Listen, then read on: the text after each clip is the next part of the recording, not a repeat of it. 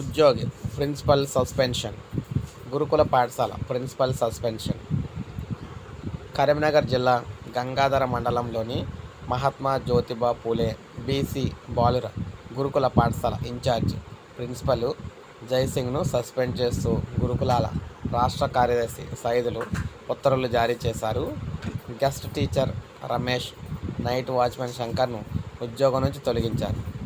2 రోజుల క్రితం పాఠశాలలో 10వ తరగతి విద్యార్థులు 20 మంది కలిసి 9వ తరగతి విద్యార్థులు 11 మందిపై దాడి చేశారు.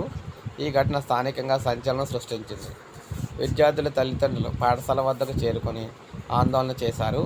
విధుల్లో నిర్లక్ష్యం వహించిన ప్రిన్సిపల్, గెస్ట్ టీచరు, నైట్ వాచ్మెన్లపై గురుకులాల టీచర్ రీజనల్ కోఆర్డినేటర్ విచారణ జరిపి నివేదిక ఇవ్వడంతో ముగ్గురిని బాధ్యులను చేస్తూ చర్యలు తీసుకున్నారు.